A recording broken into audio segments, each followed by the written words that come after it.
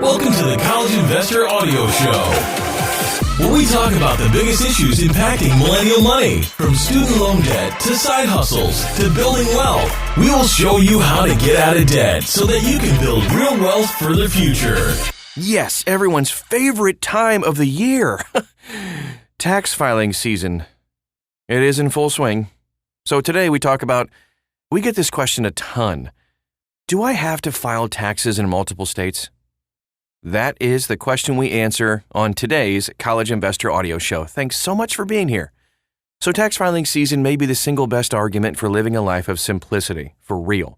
The federal tax code is arcane, but state tax codes put it to shame. Seriously. So answering a question as simple as, where do I file my state income tax returns, becomes some confusing labyrinth that leaves the average filer casting about for answers. So do you have to file taxes in multiple states? Let's talk about that. So today we answer some FAQs about filing multiple state tax returns. If you don't find the answer you need today, consider enlisting a tax professional. They should know, right? We're only scratching the surface here. It's an iceberg, let me tell you. And most of it lies beneath the surface. All right, so I live in one state, but I work over the border. Where do I file? The general rule of thumb is that you need to file taxes where you earned the money. So that means you need to file a non-resident state return in the state where you worked. If you have non-work income, such as interest, income from side hustling, etc., you'll declare that in the state where you live. Most people who live in one state and work in another must file 2 state income tax returns, one in the state they live and the other in the state they work. The major exception to this rule, though, is if you work in a state with reciprocity agreements. So reciprocity agreements are mainly a Midwest and East Coast phenomenon. They allow employees to withhold and file only in their state of residence. This simplifies taxes considerably. Thomson Reuters keeps an updated list of all the states with reciprocity agreements, which you can see at thecollegeinvestor.com. All right, so the next question we answer today, I work remotely. Where do I file income taxes? All right, so you file and pay income taxes where you earn the money. So this means that a remote worker files his or her state income tax return where they are a resident. The waters do become a little bit murkier if you sometimes travel for work. As an employee, your employer withheld income for all relevant states. You need to file income tax returns in all of them, plus your resident state. You might owe money to a state even if you only worked in that state for a day. An extreme example is NFL players and other pro athletes who owe taxes in each state where they play. Imagine, that poor tax consultant. I'm sure they get paid really well, though. Self-employed consultants face even trickier situations. So self-employed people file an income tax return in all the states where they did business.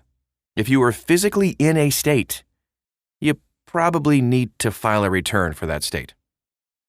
TurboTax and H&R Block both have extensive employment questionnaires that can help you clarify where you need to file. Most people will find that the tax software packages answer their questions. One notable exception is Cash App Taxes, which doesn't allow multiple state returns. However, traveling employees and business owners face some unique filing challenges. This is one area where a tax professional can help you untangle a complicated web of earnings. Next up on our frequently asked questions for today, I work remotely from a state that doesn't collect income taxes. Nice! My employer is located in a state that collects income taxes, though. Grr. Do I owe someone money? All right, Alaska, Florida, South Dakota, Nevada, Texas, Washington, and Wyoming do not collect income taxes. Bravo to you! Can you send a letter to my state, too? I'm tired of taxes. But if you live and work in those states, you don't actually have to file an income tax return, obviously.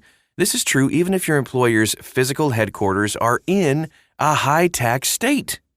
You don't need to file an income tax return unless your employer withheld taxes to another state. Then you want to go ahead and file so you can get all that money back. Our next question. I have rental properties in 3 states and I work in a 4th. Where do I file my income tax returns? Oh, we love passive income. It's amazing. But it can also be a major headache come tax time. Then it's like, is this really passive? It's crazy. If you own properties outside of your resident state, then you need to file a state return in every state where you collect property income. Real estate expenses like software or bookkeeping fees need to be prorated across states so that you don't double count expenses. You also need to file an income return in the state where you worked. Or you could just own property in Wyoming, Texas, Florida. See where I'm going with this? All right, so I moved partway through the year. Where do I file? If you move during the year, you'll need to file state income taxes in both states where you lived. Each state allows people to file partial year resident returns. You'll have to pay taxes to both states. How much will you pay? Well, it depends on how much you earned in each state. In general, states calculate what your total income bill would be had you lived the entire year in their state. Then they prorate the bill based on your actual earnings in the state. Say you earned $40,000 in Minnesota and $60,000 in Wisconsin. Had you earned the entire $100K in Minnesota, you would owe Minnesota $5,914 in state income taxes. However, you only earned 40% of your income in Minnesota. So you owe Minnesota 40% of that $5,914, or $2,366. Had you earned the entire $100K in Wisconsin, you would owe Wisconsin $5,918 in state income taxes.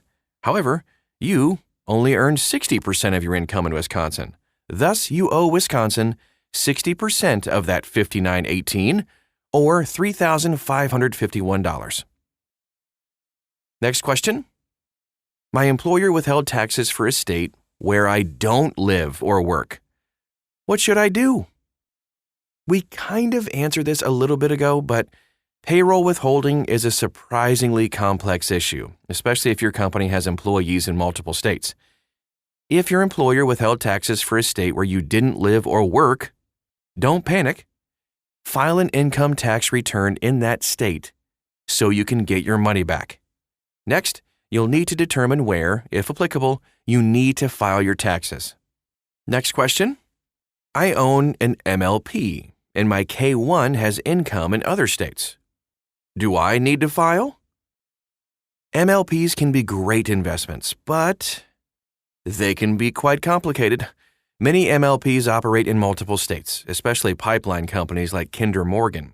In those cases, you could have a tax liability in multiple states. Once again, there is no clear-cut answer if you need to file. It just kind of depends. Practically speaking, though, you may not owe any taxes, but some states do require returns if you owe no tax. Figure that one out. It's important to know the requirements of each state. The great thing is, the MLP Association maintains a database of state tax laws regarding this, so you can check their website and see if you need it to file a return. Here are some final thoughts for today. If you end up owing a lot in taxes and don't know where your alternatives are, it would definitely make sense for you to consult a tax professional. And that is our show for today. We hope it cleared up some things. We get lots of questions on this topic, so please, if you have any more, go ahead and drop us a line in one of our social media channels. You can find us everywhere. Just search for The College Investor, or probably wherever you are. You can also check out thecollegeinvestor.com, type in the words "file taxes multiple states," and you're going to find this article. Tons of more resources to dig into this a little bit further, too. Thanks so much for stopping by today, and we'll talk to you again real soon.